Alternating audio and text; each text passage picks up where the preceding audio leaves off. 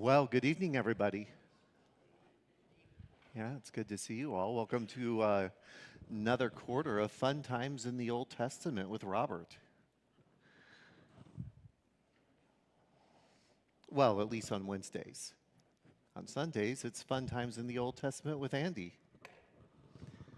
Looking forward to continuing our studies with you. We're going to do a little bit of catch up tonight. This quarter, sometimes we're going to do some of the readings in class, but some of the chapters coming up or some of the lessons coming up are a bit voluminous in terms of just how much text we're overviewing in those classes. So during those, I won't be reading so much. In fact, today we're going to kind of skip over one of the things I want to cover tonight and just, dig right into talking about it. So we have time to then get into the readings in 2 Kings. It is also helpful to note if you are following along with a study guide at all that I tend to ignore. Some of the additional readings are going to be really relevant for getting a bigger picture of what's going on. So, like tonight, I'm going to be jumping over to 2 Chronicles 22, 23, and 24 a couple of times to clarify some things that are going on, fill in some additional details, particularly when we're in, and if you can keep track of this, Kings of Judah. Kings of Israel, the book of 2 Chronicles is almost useless. The historians recording Chronicles came from a very southern kingdom standpoint. They all but ignore the kings of the north. They only really get brought up when their actions affect the southern kingdom. But the southern kings, wow. They ignore the northern kings unless it affects the southern kingdom. They ignore Ephraim unless it affects Judah. There we go. But with the kings of Judah, with the kings of the southern kingdom, they have a lot to say. But we didn't get to talk last Wednesday about Obadiah, so we're going to do a quick overview of Obadiah before we jump in tonight. And let's just start with a prayer. Our God, we're grateful for you. We're grateful for this evening. We're grateful for the many ways you bless us. We're thankful for one another, and we're thankful for your word.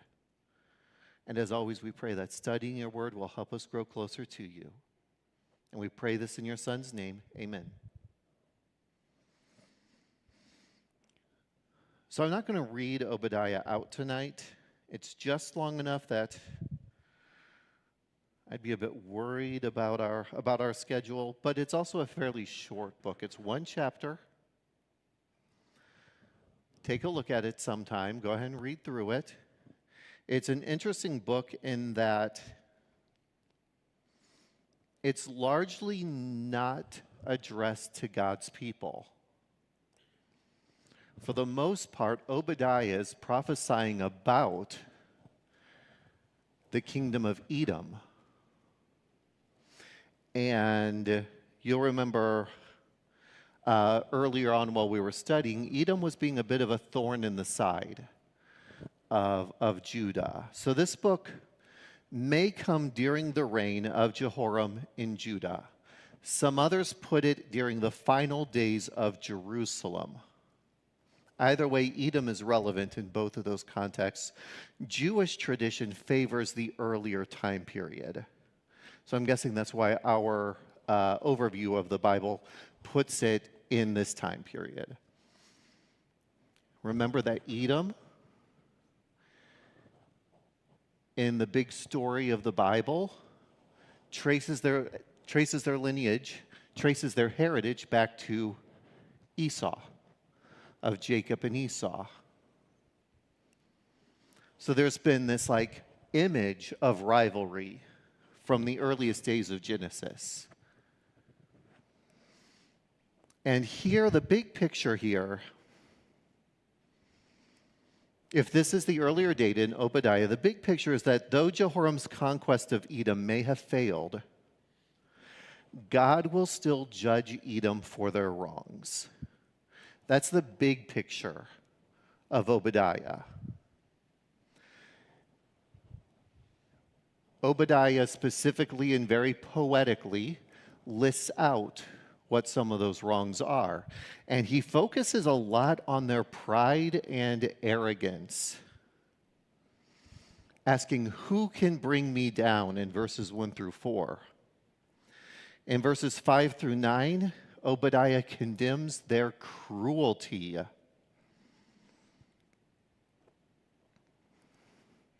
He uses illustrations of, like, if you're ransacked by marauders, isn't that a better fate than being attacked by Edom?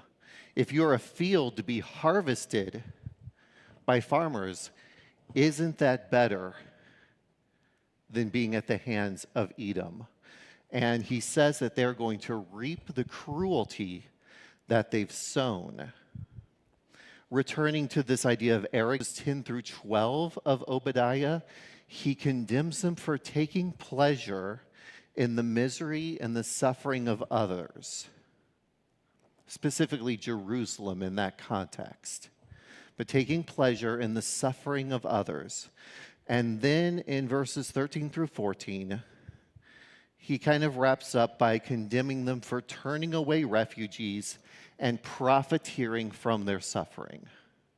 So they are a people who are arrogant, prideful, they take pleasure in the suffering of their enemies, they reject the refugee, they profiteer off of people's suffering, and they themselves embrace and rejoice in cruelty. And God, through Obadiah, says that is going to end. That you will be absorbed by Judah, by God's people, and you will be no more. All right? So that's Obadiah in a nutshell. Is there anything you wanted to chat about with Obadiah before we just moved into today's material? Well, as of that, we've caught up. Andy, he graciously went backwards in time and brought 2 Kings 8 into his material on Sunday. I let him know that he didn't have to worry about hitting Obadiah, that I'd wrap back around to that this Wednesday. All right, so Obadiah in a nutshell, minor prophet, lots to say. So in our last class, it was a bit of a whirlwind. We got caught up from the previous Wednesday's readings. We had canceled due to the storms. And not only did we get through 2 Kings, chapter 8, but we also made it through 9 and 10. Immediately prior to our chapters today, Jehu wiped out the remnants of the Omri's dynasty, the last bits of the house of Ahab. He almost completely destroys all remaining family members of the house of Ahab. One survives, and she's going to be our topic of discussion tonight. In this massacre,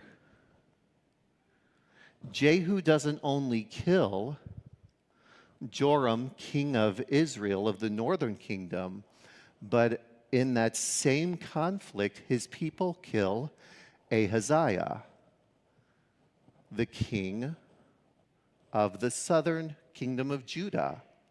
So both kingdoms now have lost a king. Jehu, as we talked about on Sunday, became king of the northern kingdom of Israel.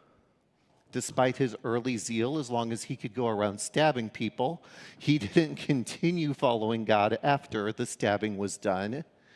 And he's not remembered as a righteous king. Now these chapters focus on the southern kingdom.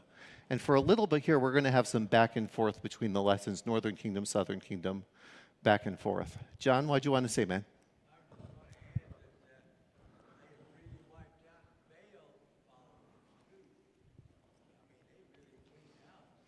Yes, they also went after the Baal followers. And yes, Jehu also eliminated a lot of them. All right, so that catches up. Let's start in 2 Kings chapter 11. And let's read together.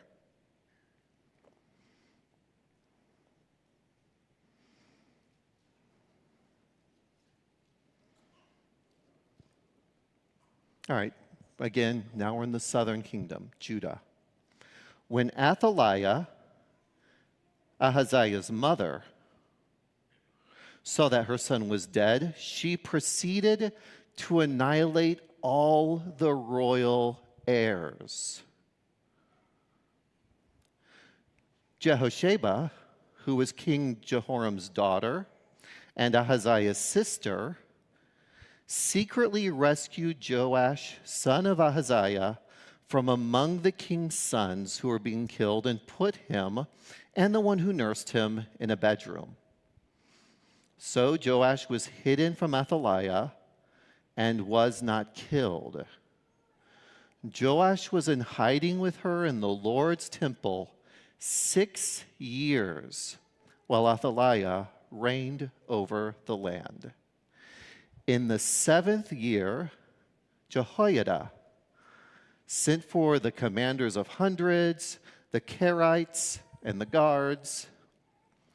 He had them come to him in the Lord's temple, where he made a covenant with them and put them under oath. He showed them to the king's son and commanded them, "This is what you are to do. A third of you who come on duty on the Sabbath are to provide protection for the king's palace. A third are to be at the foundation gate, and a third at the gate behind the guards. You are to take turns providing protection for the palace. Your 2 divisions that go off duty on the Sabbath are to provide the king protection at the Lord's temple. Completely surround the king with weapons in hand. Anyone who approaches the ranks is to be put to death. Be with the king in all his daily tasks." So the commanders of hundreds did everything the priest Jehoiada commanded. They each brought their men, those coming on duty on the Sabbath and those going off duty, and came to the priest Jehoiada. The priest gave to the commanders of hundreds King David's spears and shields that were in the Lord's temple. Then the guards stood with their weapons in hand surrounding the king, from the right side of the temple to the left side by the altar and by the temple. Jehoiada brought out the king's son, put the crown on him, gave him the testimony, and made him king. They anointed him and clapped their hands and cried, "Long live the king!" When Athaliah heard the noise from the guard and the crowd, she went out to the people at the Lord's temple. She looked, and there was the king. Quick reminder here, just in case you forgot, this king is a 7-year-old boy. She looked, and there was the king standing by the pillar according to the custom. The commanders and the trumpeters were by the king, and all the people of the land were rejoicing and blowing trumpets. Athaliah tore her clothes and screamed, "Treason! Treason!" Then the priest Jehoiada ordered the commanders of hundreds in charge of the army, "Take her out between the ranks and put to death by the sword anyone who follows her." For the priest had said she is not to be put to death in the Lord's temple. So they arrested her, and she went through the horse entrance to the king's palace, where she was put to death. Then Jehoiada made a covenant between the Lord, the king, and the people, that they would be the Lord's people, and another covenant between the king and the people. So all the people of the land went to the temple of Baal and tore it down. They smashed its altars and images to pieces, and they killed Matan, the priest of Baal, at the altars. Then Jehoiada, the priest, appointed guards for the Lord's temple. He took the commanders of hundreds, the Kerites, the guards, and all the people of the land, and they brought the king from the Lord's temple. They entered the king's palace by way of the guard's gate. Then Joash sat on the throne of the kings. All the people of the land rejoiced, and the city was quiet. for they had put Athaliah to death by the sword in the king's palace. Joash was 7 years old when he became king. In the 7th year of Jehu, Joash became king, in chapter 12, and he reigned 40 years in Jerusalem. His mother's name was Zebiah. She was from Beersheba. Throughout the time the priest Jehoiada instructed him, Joash did what was right in the Lord's sight, yet the high places were not taken away. The people continued sacrificing and burning incense on the high places. Then, this is one of those places where a few years might be skipping between verses. Then Joash said to the priests, all the dedicated silver brought to the Lord's temple, since is silver from vows, and all the silver voluntarily given for the Lord's temple, each priest is to take it from his assessor and repair whatever damage is found in the temple. Another time jump. But by the 23rd year of the reign of King Joash, the priests had not repaired the damage to the temple. So King Joash called the priest Jehoiada and the other priests and asked, why haven't you repaired the temple's damage? Since you haven't, don't take any silver from your assessors. Instead, hand it over for the repair of the temple.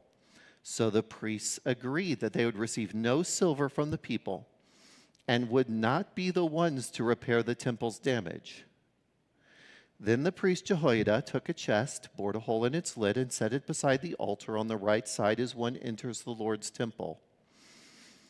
The priests who guarded the threshold put into the chest all the silver that was brought to the Lord's temple. Whenever they saw there was a large amount of silver in the chest, the king's secretary and the high priest would go bag up and tally the silver found in the Lord's temple. Then they would give the weighed silver to those doing the work, those who oversaw the Lord's temple. They in turn would pay it out to those working on the Lord's temple, the carpenters, the builders, the masons, and the stone cutters, and would use it to buy timber and quarried stone to repair the damage to the Lord's temple, and for all expenses for temple repairs. However, no silver bowls, wick trimmers, sprinkling basins, trumpets, or any articles of gold or silver were made for the Lord's temple from the contributions brought to the Lord's temple.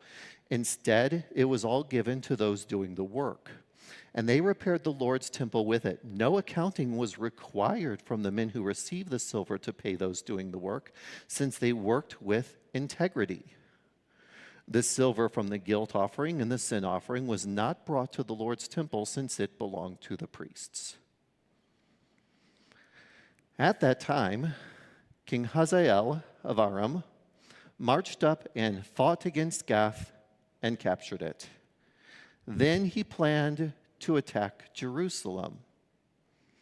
So King Joash of Judah took all the items consecrated by himself and by his ancestors, Judah's kings Jehoshaphat, Joram, and Ahaziah, as well as the gold found in the treasuries of the Lord's temple and in the king's palace, and he sent them to King Hazael of Aram. Then Hazael withdrew from Jerusalem. The rest of the events of Joash's reign, along with all his accomplishments, are written in the historical record of Judah's kings. Joash's servants conspired against him and attacked him at Beth Millo on the road that goes down to Silla. It was his servants, Jozabad, son of Shimeath, and Jehozabad, son of Shomer, who attacked him. He died, and they buried him with his ancestors in the city of David. And his son, Amaziah, became king in his place. And this is God's word.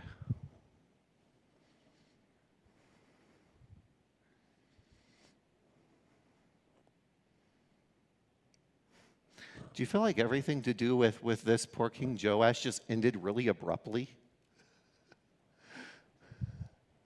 It kind of did remind me of Jehu. Jehu, everything we know about Jehu is like the first week of his reign, and then boom, and then he reigned for so many years and died. Like here we have a lot about a build up here with Joash, and then right at the end it just goes whoomp really fast. And go ahead, John.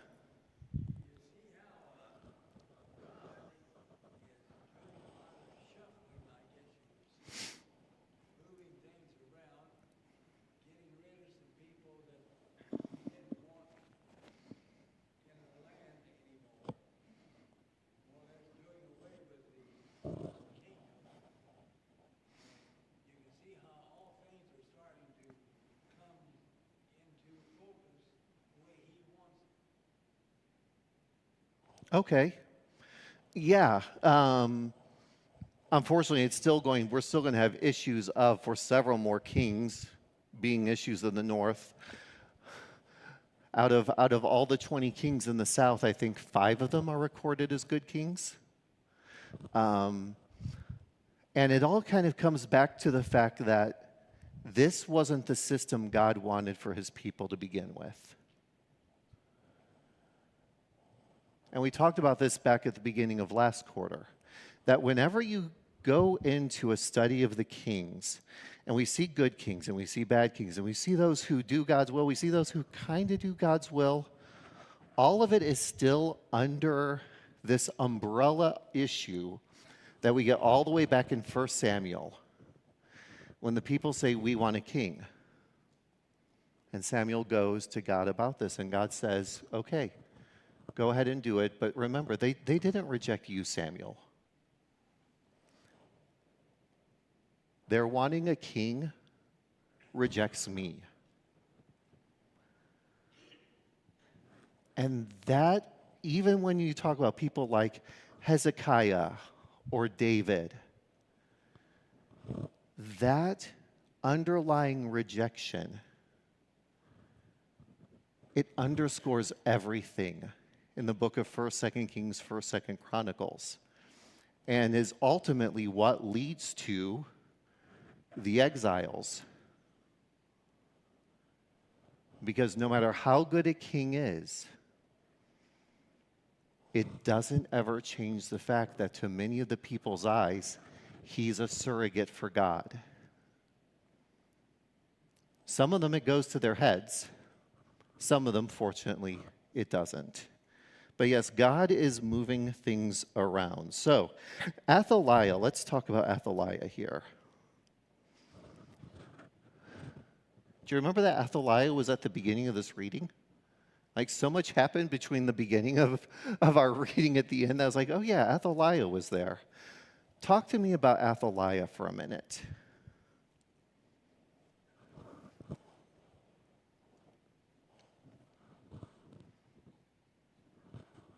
Okay, the first thing we see about her is going out and murdering. I mean, it's weird. See, this is uncomfortable. Because didn't we just read about someone who, like, at God's behest, went and wiped out an entire royal family and all of the heirs? But then here with Athaliah, like, she does the same thing.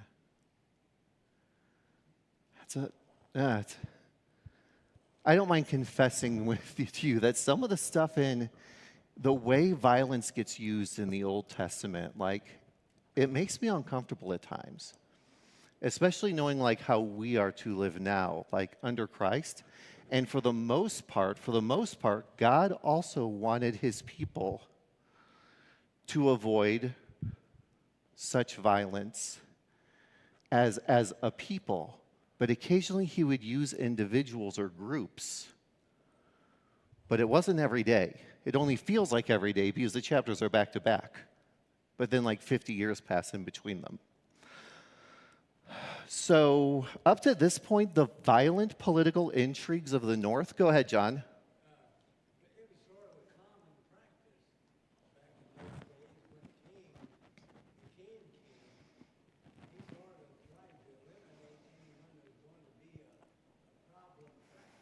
Mm-hmm.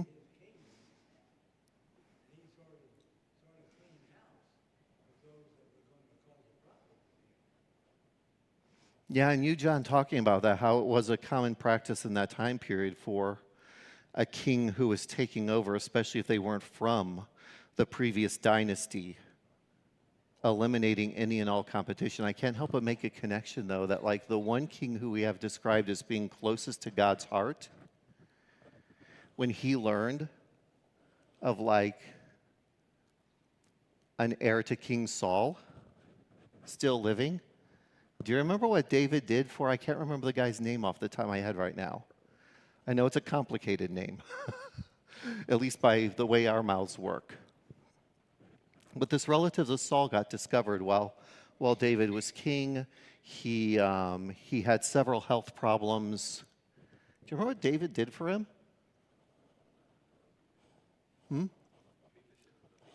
Mephibosheth? That might be it. That sounds plausible. Yeah, Solomon's descendant? Or Jonathan's, yeah. He like sets a place for him at the king's table, makes sure he's taken care of, doesn't get stabby. That's nice.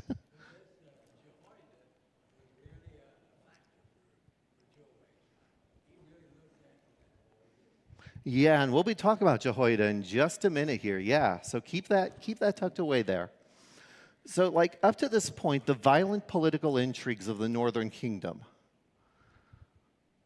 Like I don't have my timeline with me tonight. I actually wanted to add to it so we could throw it up there and you could see where we kind of are in the context of things. But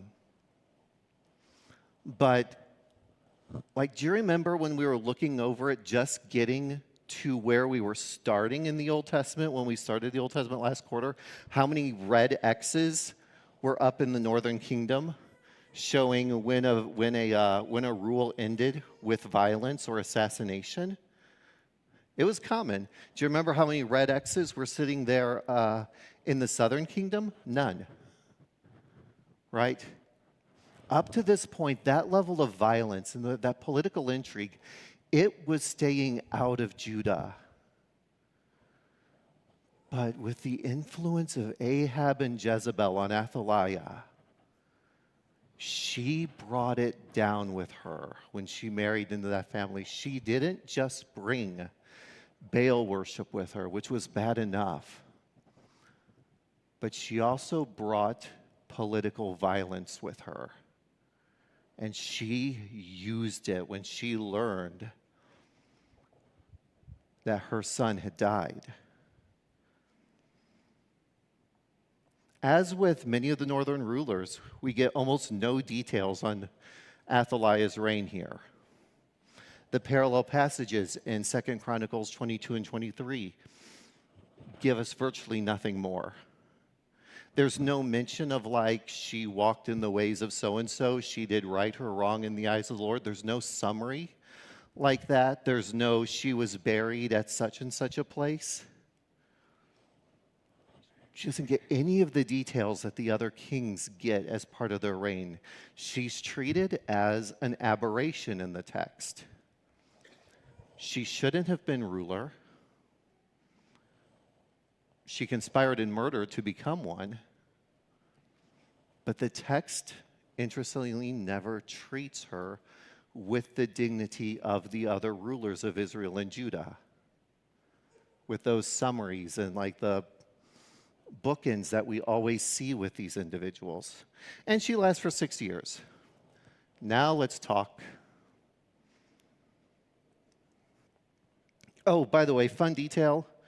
The woman who hides Joash, in 2 Chronicles, she's described as Athaliah's sister-in-law, not just straight up sister. Which, I don't know, I think makes putting things together a little bit easier because she's not related to Ahab. She's related to the prior kings.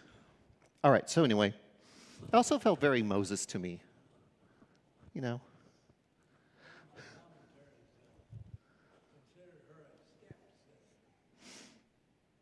Okay, and that works too.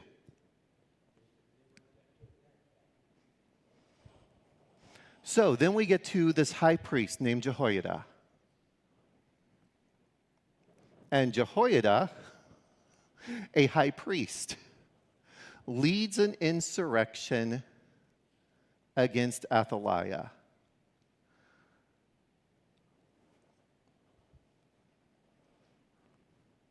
What did you notice? What questions did you have? What connections did you make while we were reading through that section? Calling the people together, splitting them up, setting up this boy as king. What did you see in there?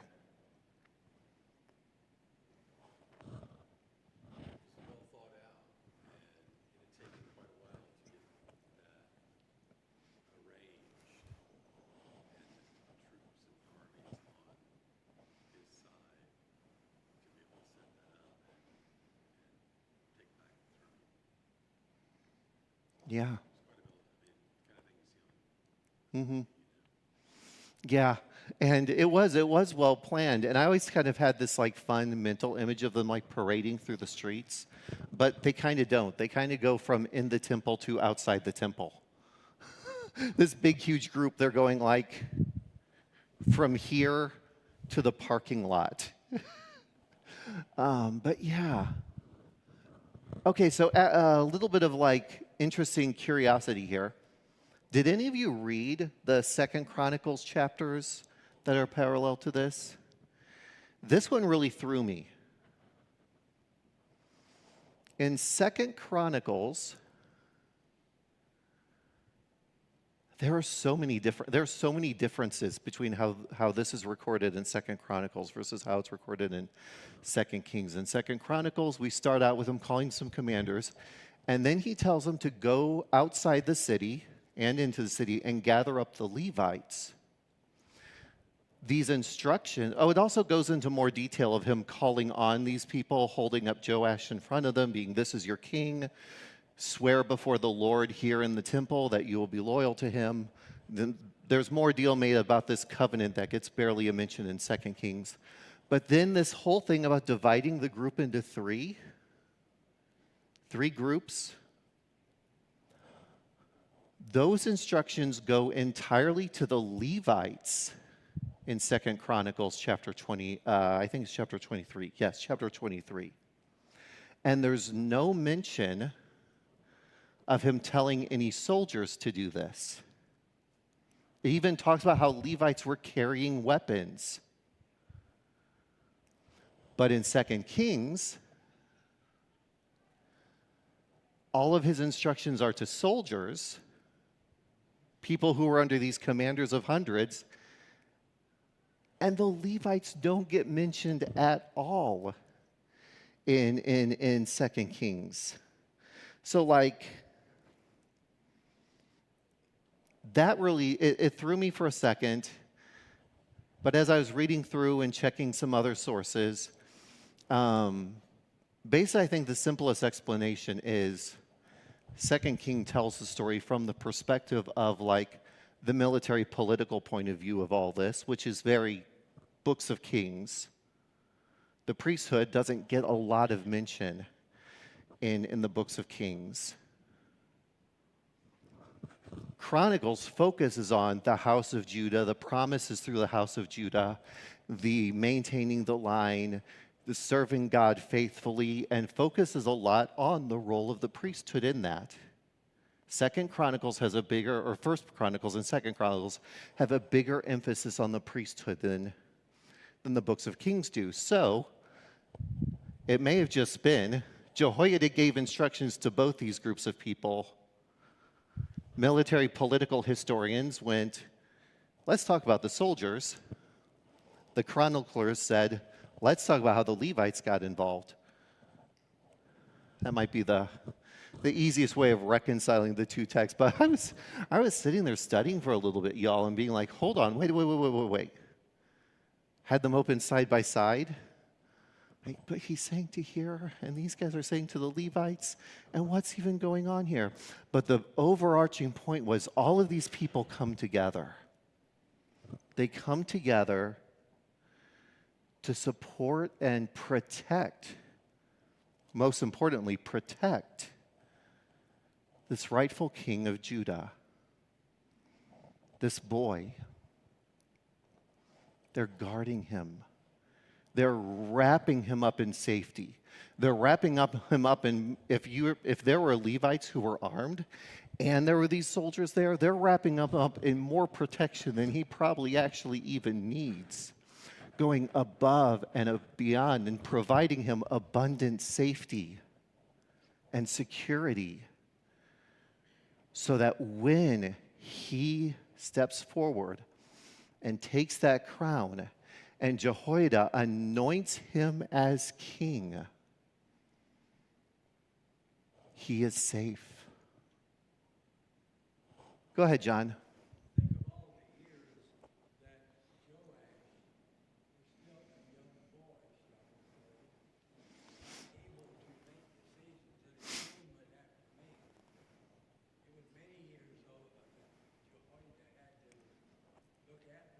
Mm-hmm.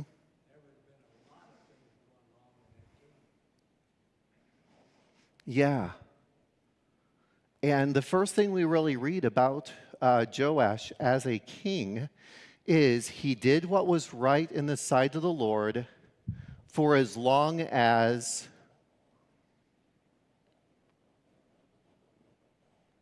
Jehoiada was there, right? Yeah. And that little bit, that summary is important. Throughout the time that the priest Jehoiada instructed him, Joash did what was right in the Lord's sight.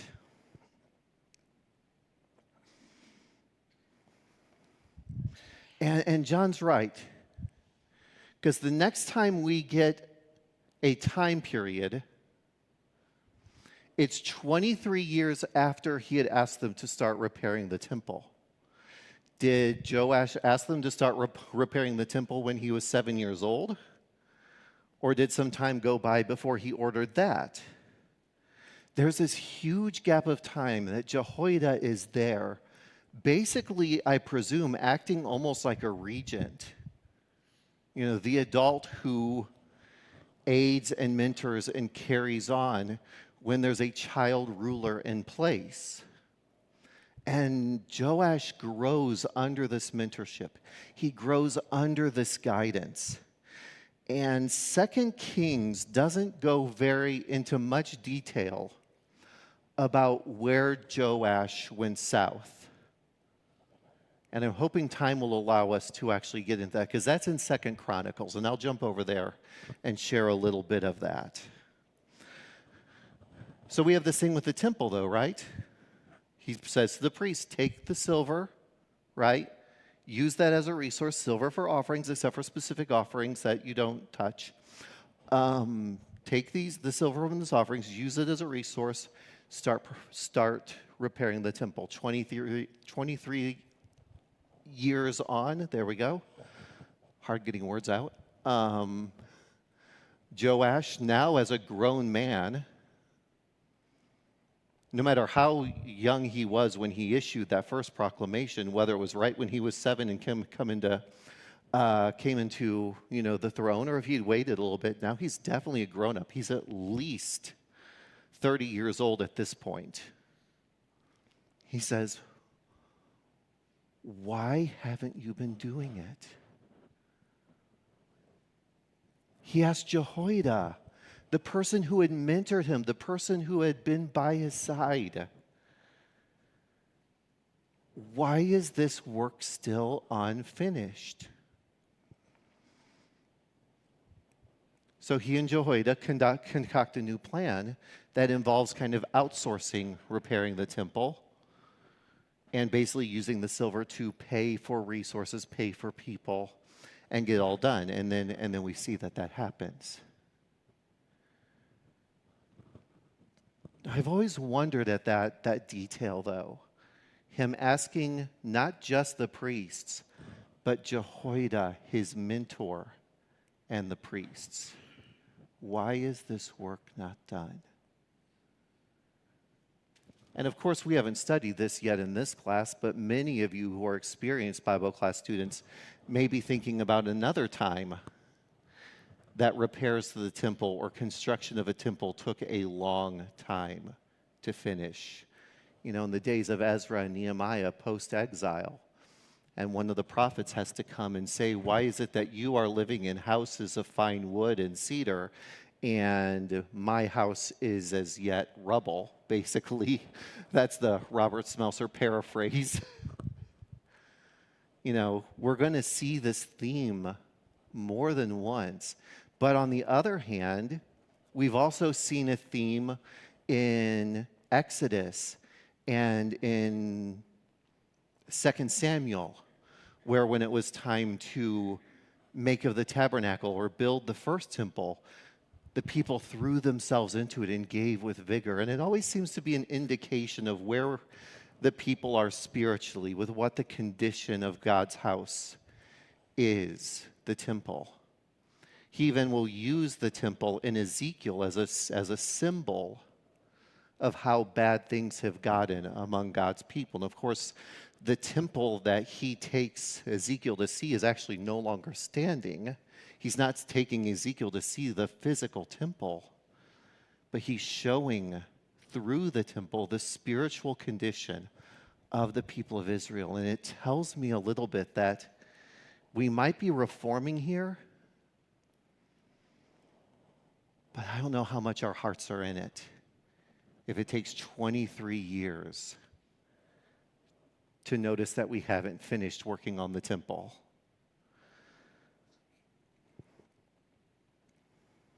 Anything else you want to chat about that whole temple account with?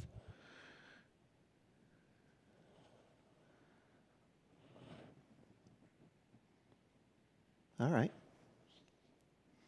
All right, so I'm going to jump into 2 Chronicles 24 for just a second here as we get close to the end of class.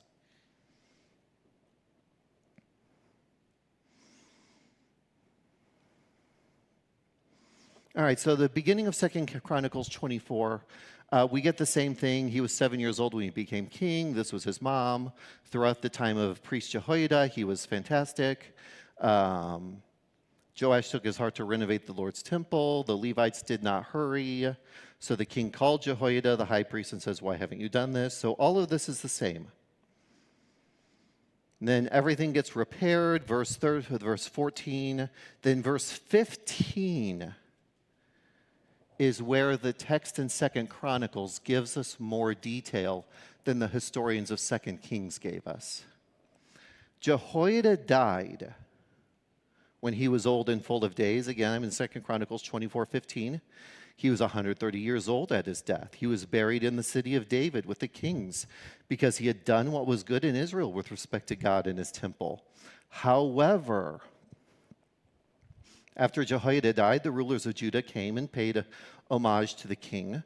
The king listened to them, and they abandoned the temple of the Lord, the God of their ancestors, and served the Asherah poles and the idols. So there was wrath against Judah and Jerusalem for this guilt of theirs. Nevertheless, God sent them prophets to bring them back to the Lord. The prophets admonished them, but the people would not listen. The Spirit of God enveloped Zechariah, son of Jehoiada the priest. Zechariah stood above the people and said to them, this is what God says. Why are you transgressing the Lord's command so that you do not prosper? Because you have abandoned the Lord, he has abandoned you. But they conspired against him and stoned Zechariah at the king's command, at King Joash's command, in the courtyard of the Lord's temple. King Joash didn't remember the kindness that Zechariah's father Jehoiada had extended to him, but killed his son. While he was dying, Zechariah said, may the Lord see and demand an account. And at the turn of the year, an Aramean army attacked Joash. Right, this is the bit where he pulls the gold out of the temple treasury and the king's treasury to get these people to go away. But there's a little bit more here. They entered Judah and Jerusalem. So he didn't stop them before they got into the city, and destroyed the leaders of the people among them, and sent all the plunder to the king of Damascus. Although the Aramean army came with only a few men, the Lord handed over a vast army to them because the people of Judah had abandoned the Lord, the God of their ancestors, so they executed judgment on Joash. When the Arameans saw that Joash had many wounds, they left him. There's another detail we didn't get in the other.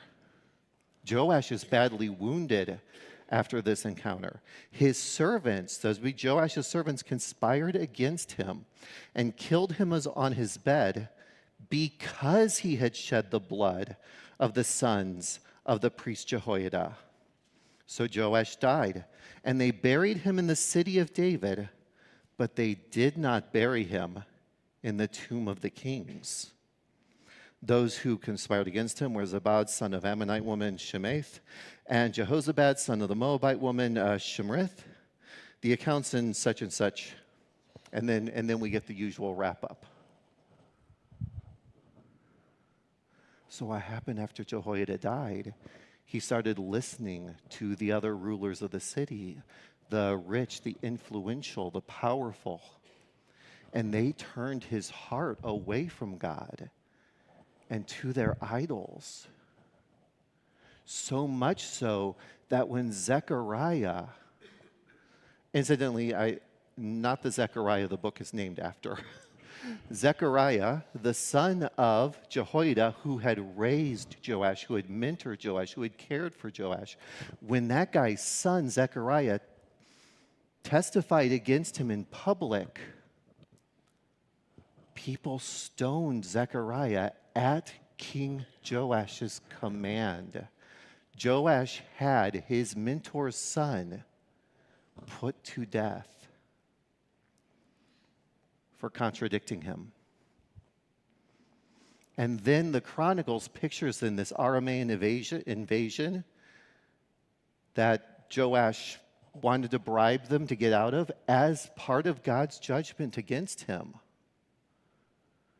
Plundering the city of Judah, killing those rulers, those leaders, those wealthy and influential people who had turned his heart from God, and leaving Joash greatly wounded. And then his own servants turned against him. He started with such promise, but he had a terrible ending, a terrible death at the end of his reign.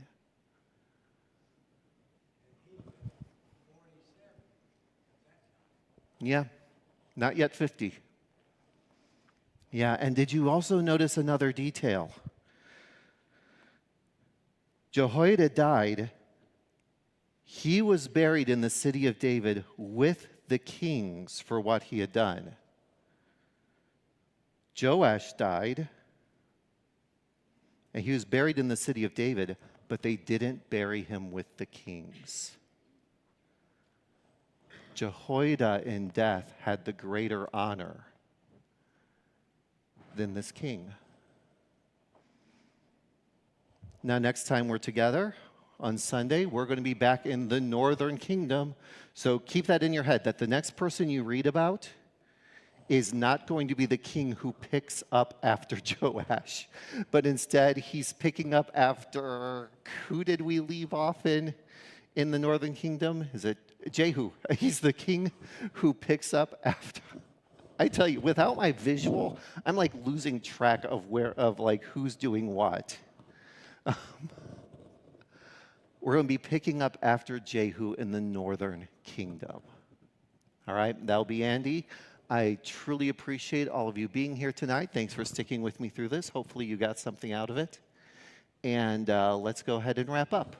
Thanks, everyone.